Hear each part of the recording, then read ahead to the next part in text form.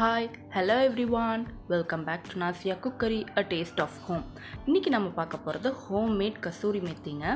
மார்க்கெட்ல packed கசூரி மெத்தி நாம வந்து வாங்கி யூஸ் பண்ணிருப்போம். இன்னைக்கு நாம homemade பண்ண போறோம். இதுல ஏதாவது preservative ஆட் பண்ணிருக்காங்களா இல்ல கலர்ஸ் ஏதாவது ஆட் பண்ணிருக்காங்களான்னு எந்த ஒரு பயமும் இல்லாம நம்ம கண்ணு முன்னாடி நாமளே செஞ்சு நாமளே யூஸ் பண்ணிக்கலாங்க. வாங்க அது எப்படி பண்ணுவோம்னு வீடியோக்குள்ள போய் பாப்போம். இப்போ நான் இங்க வந்து ஒரு கட்டு வெந்தயக்கீரை எடுத்துர்க்கேங்க. இந்த வெந்தயக்கீரை வந்து உங்கள் ஃபேமிலி மெம்பர்ஸ்க்கு ஏற்ற மாதிரி நீங்கள் வாங்கிக்கோங்க. எனக்கு ஒரு கட்டு போதும்.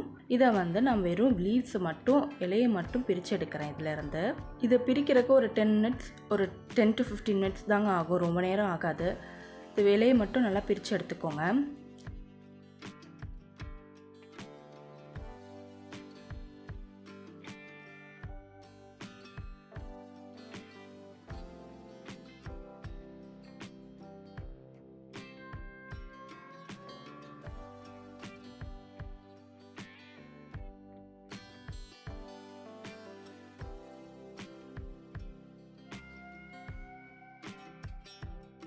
இப்போ பாருங்கள், இலையை மட்டும் பிரித்து எடுத்துட்டேன்.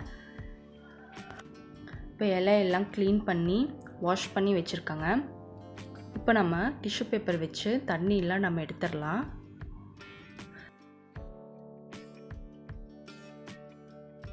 தண்ணி எல்லாம் வந்துருச்சுங்க. இப்போது நான் பால்கனியில் வந்து இதை காய வைக்க போகிறேன். உங்களுக்கு எங்கே ஸ்பேஸ் இருக்கோ உங்கள் வீட்டில் நீங்கள் அங்கே காய வச்சுக்கோங்க. ஒவ்வொரு நாள் நான் ட்ரை பண்ண ஃபோட்டோஸ் வந்து இது கூட வந்து நான் கொடுத்துருக்கேங்க. First day, second day, third day and fourth day 4 நாள் நான் வந்து வெளியில் வச்சுருந்தேன்.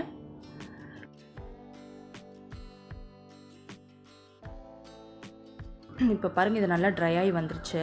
நான் வந்து இதை அப்படியே கையில் போட்டு தேய்ச்சி நான் யூஸ் பண்ணிக்குவேங்க. உங்களுக்கு வந்து பவுடராக வேணும்னா மிக்சியில் ஒரு ஓட்டு ஒட்டிக்கோங்க. மிக்சியில் பவுடர் ஆக்கி பாட்டிலில் வந்து ஸ்டோர் பண்ணி வச்சுக்கோங்க. நான் ஒரு கிளாஸ் பாட்டிலில் ஸ்டோர் பண்ணி வைக்கிறேன். அவ்வளோதான் friends, try kasuri methi ready.